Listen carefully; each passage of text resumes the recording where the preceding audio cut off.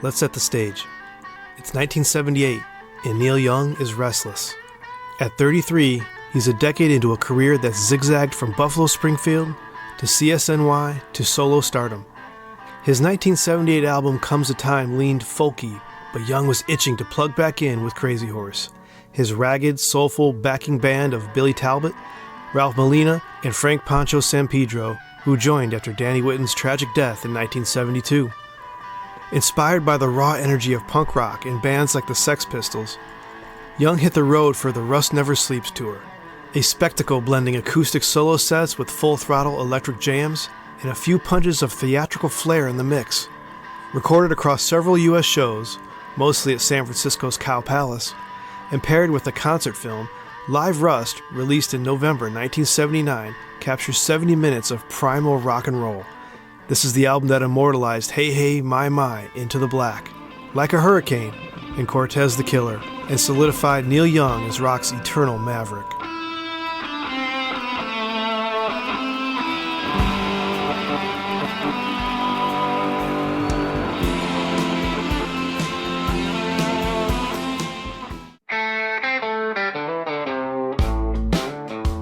Welcome to Album Archives, where we dive into the top 300 albums of all time, as voted on by fans of the Music Rewind podcast. I'm your host, Steve Epley, and today we're hitting the road with a raw, electrifying live record, number 288, Live Rust by Neil Young and Crazy Horse. The first of this top 300 that has also been covered on the Music Rewind podcast. Released in 1979, this double album captures the godfather of grunge at his peak, blending acoustic intimacy with blistering electric chaos. We'll unpack its creation, its untamed sound, its place in Young's legend, and why, over 45 years later, it still roars. So grab your flannel, turn up the distortion, and let's ride into the rust with Neil Young.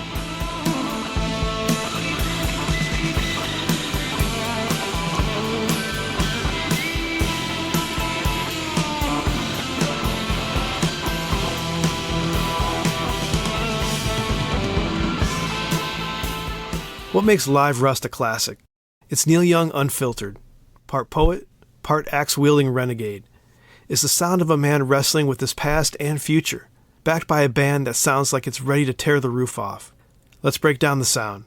The album opens with the acoustic Sugar Mountain, a wistful ode to lost youth, just Neil and his guitar, voice cracking with vulnerability.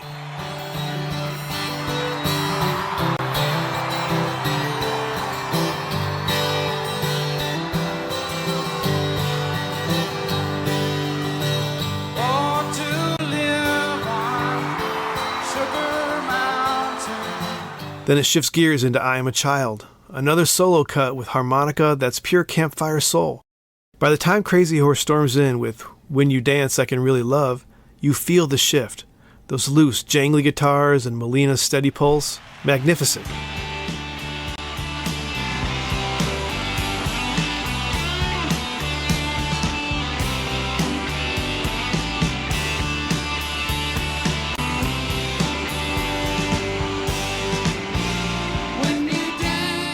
The album has dual versions of a grunge forefather.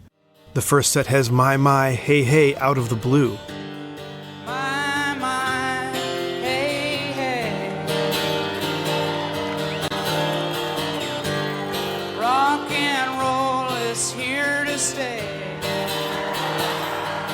An acoustic version of its heavy counterpart Hey, Hey, My Into the Black on disc 2, the one with the distorted riff and Young's snarling delivery to complacency. A punk rock anthem before that was even a thing, all leading towards grunge in the future. Rust never sleeps, he growls, and you believe him.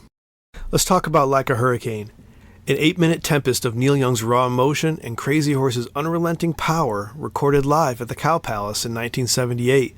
Its swirling guitar solos and haunting lyrics capture a desperate longing, stretching into a long jam that electrifies the audience. Then there's Cortez the Killer, a 7-minute epic that's one of the greatest live jams ever recorded. Young's guitar wails like it's telling the story of empires falling, while Crazy Horse lays down a hypnotic groove. Allegedly, the Cow Palace version was so intense that they had to splice in a rehearsal take because the original cut off mid-solo due to a power issue. He came dancing across the water with his his galleons and guns, looking for the new world and the palace in the sun. This rendition remains a cornerstone of Young's live legacy, showcasing his ability to channel chaos and beauty in equal measure. You're not just listening to a concert, you're in the room, smelling the sweat and beer. Crazy Horse's sloppy perfection, never tight, always right, gives live Rust that essential heart.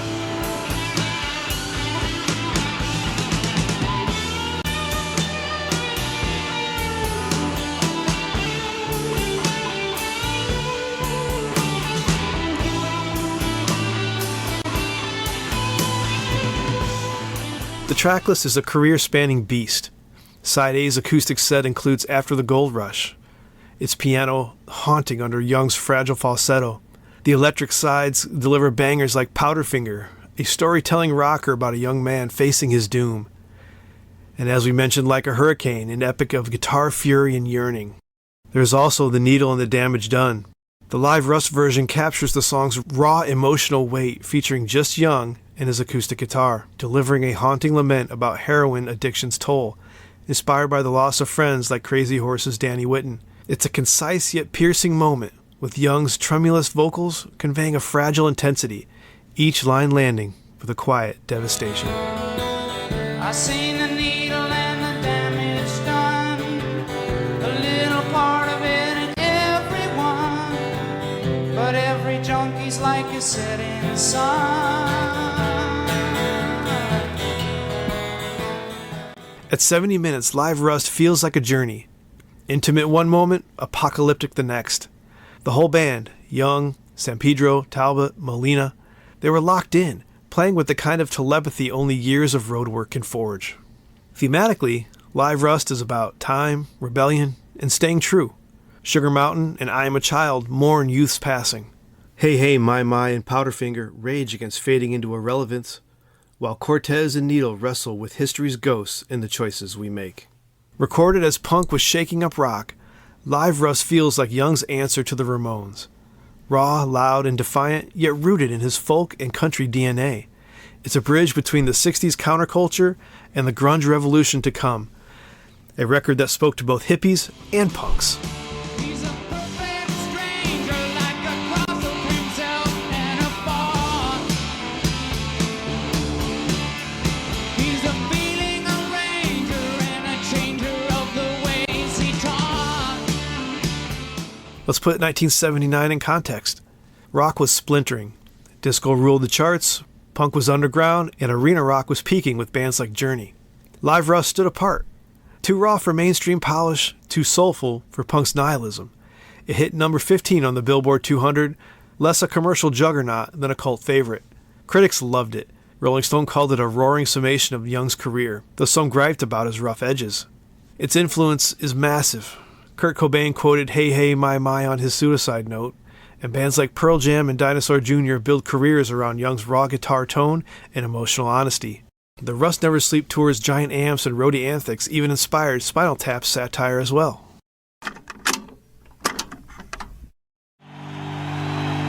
Look out, Mama, there's a white boat coming up the river with a big red beacon and a flag and a man on the rail. Why does live Rust endure? First, the performances. Young's voice and guitar are raw, vulnerable, and fierce. Second, its duality. Acoustic tenderness meets electric chaos, capturing Young's restless spirit. Third, its authenticity. It's not a polished studio creation, but a snapshot of a band pouring everything into the moment. The cover art, a grainy shot of Young's guitar neck against a sea of lighters, nails it. This is rock and roll as a communal ritual. Live Rust is the thing of late-night drives, heartbreak, and the thrill of turning the volume past 10. Is Neil Young proving he'd rather burn out than fade away? Young insisted on minimal overdubs to keep the live feel intact. Listen to Sedan Delivery, a punky deep cut with breakneck tempo and Young's guitar spitting feedback. It's messy, unpolished, and perfect. Proof Crazy Horse could out-snarl any punk band. The crowd's roar at the end, that's the sound of a moment you just can't fake.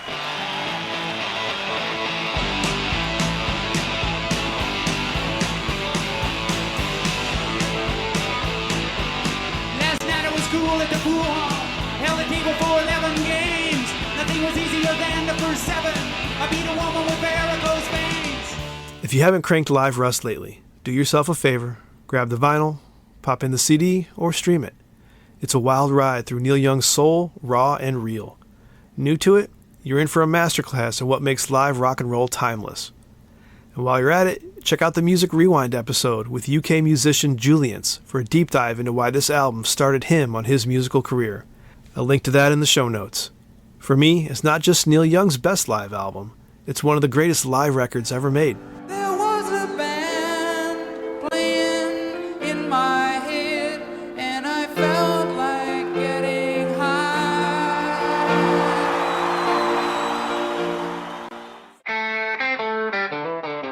That's it for this edition of Album Archives.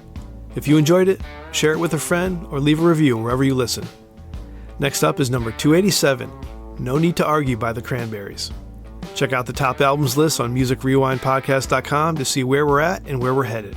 For now, I'm Steve Epley, and as I always say, listen to the full album. Until next time. A podcast from the Sidereal Media Group. Back to you, anchors.